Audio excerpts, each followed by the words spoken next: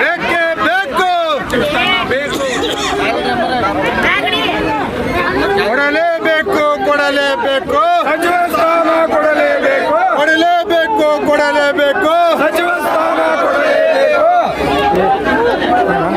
ಬೇಕೇ ಬೇಕು, ಸಚಿವ ಸ್ಥಾನ ಬೇಕು, ಕೊಡಲೇಬೇಕು, ಕೊಡಲೇಬೇಕು, ಸಚಿವ ಸ್ಥಾನ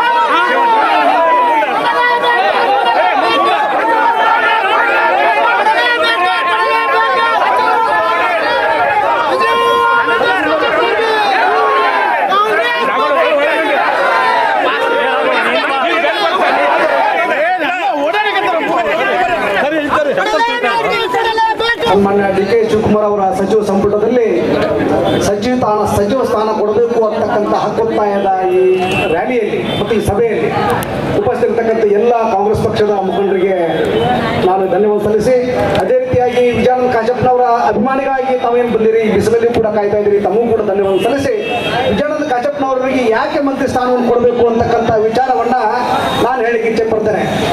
ಯಾಕಂದ್ರೆ ಕಾಂಗ್ರೆಸ್ ಪಕ್ಷಕ್ಕೆ ಈಗ ಸಂಘಟನೆ ಅವಶ್ಯಕತೆ ಇದೆ.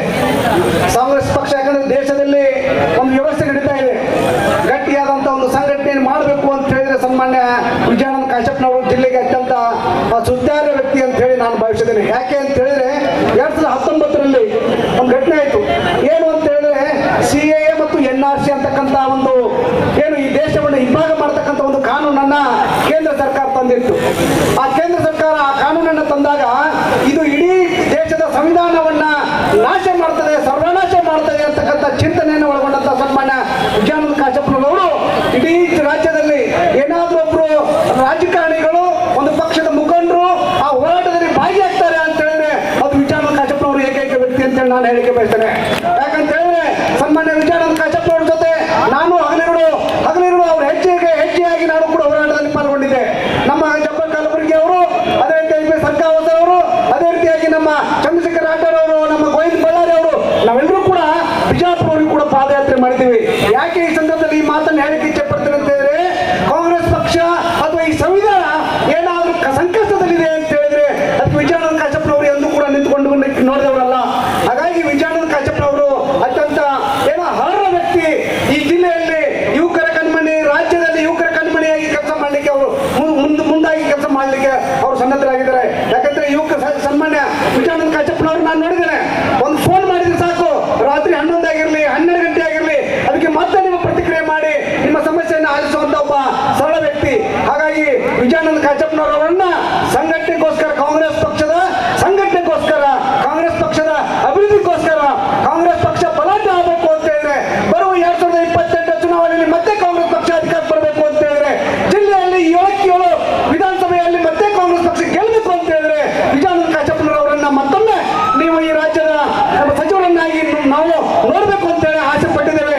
ಹಾಗಾಗಿ ಎಲ್ಲ ಕಾಂಗ್ರೆಸ್ ಪಕ್ಷದ ಅಭಿಮಾನಿಗಳು ಅವರನ್ನು ಸಚಿವರಾಗಿ ನೋಡಬೇಕು ಅಂತ ಹೇಳಿ ಈ ಹೋರಾಟದಲ್ಲಿ ಇಂಥ ಬಿಸಿಲಲ್ಲಿ ಕಾಯ್ತಾ ಇದ್ದಾರೆ. ಹಾಗಾಗಿ ನಮ್ಮ ಕಾಂಗ್ರೆಸ್ ಪಕ್ಷದ AICC ಅಧ್ಯಕ್ಷರಾದಂತ ಮಲ್ಲಿಕಾರ್ಜುನ ಖರ್ಗೆ ಅವರು, KPC ಅಧ್ಯಕ್ಷರಾದಂತ B.K. ಹರಿಪ್ರಸಾದ್ ಅವರು, ನಮ್ಮ ರಾಜ್ಯದ ಮುಖ್ಯಮಂತ್ರಿ ಆದಂತ D.K. ಶಿವಕುಮಾರ್ ಅವರು, ನಮ್ಮ ನಾಯಕರಾದಂತ ಸಿದ್ದರಾಮಯ್ಯ ಅವರು, ಅವ್ರನ್ನ ಈ ರಾಜ್ಯದ ಸಚಿವರನ್ನಾಗಿ ಮಾಡಬೇಕು ಅಂತ ಹೇಳಿ ಈ ಹಕ್ಕೊತ್ತಾಯ ಸಭೆಯಲ್ಲಿ ನಾನು ಕೂಡ ಹಕ್ಕೊತ್ತಾಯವನ್ನು ಮಾಡ್ತಾ ಇದ್ದೇನೆ. ಎಲ್ಲರಿಗೂ ನಮಸ್ಕಾರ ಬಂಧುಗಳೇ.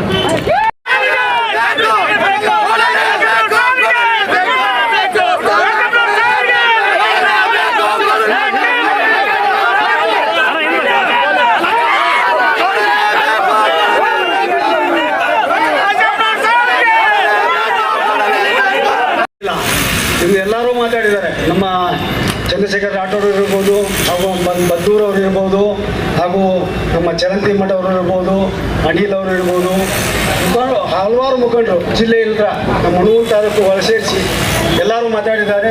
ತಮ್ಮ ಕೂಗು ಡೆಲ್ಲಿವರೆಗೂ ಕೇಳಿದೆ. ನೇರ ದಿಟ್ಟ ನಿರಂತರ ಅಂದರೆ ಅದು ವಿಜಯಾನಂದ್ ಕಾಶ್ಯಪ್ನವರು. ಏನಪ್ಪ ಅಂದರೆ ಅವರು ಯಾವಾಗಲೂ 24x7 ವರ್ಕ್. ಏನಪ್ಪ ಮುಂಜಾನೆ ಎದ್ರು ಅಂದರೆ ರಾತ್ರಿ 3 ಗಂಟೆ ಜನರು ಕೂಡ ಸ್ಪಂದನೆಗಳು ಇರ್ತಾರೆ.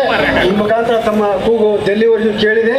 ತಮಗೆಲ್ಲರಿಗೂ ಈ ಊರಿ ಬಿಸಿಲಲ್ಲಿ ಆಗಮಿಸಿ ಎಲ್ಲರೂ ಇಷ್ಟೊತ್ತಲ್ಲಿ ನಿಂತು ಈ ಕಾಶ್ಯಪ್ನವ್ರ ಫ್ಯಾಮಿಲಿಗೆ ಬೆಂಬಲವನ್ನು ಕೊಟ್ಟಿದ್ದಕ್ಕೆ ಎಲ್ಲರಿಗೂ ಧನ್ಯವಾದಗಳು ಅರ್ಪಿಸುತ್ತೆ. ಮತ್ತೊಮ್ಮೆ ಮಗದೊಮ್ಮೆ ಸಚಿವ ಸ್ಥಾನ ನೀಡಿರಿ ಅಂತಂದು ಡೆಲ್ಲಿ ವರಿಷ್ಠರಿಗೂ ಹಾಗೂ ನಮ್ಮ ರಾಜ್ಯ ವರಿಷ್ಠರಿಗೂ ಮನವಿ ಮಾಡ್ಕೊಂತ ನನ್ನ ಮಾತನ್ನು ಮುಗಿಸ್ತೀನಿ. ಜೈ ಹಿಂದ್, ಜೈ ಕರ್ನಾಟಕ.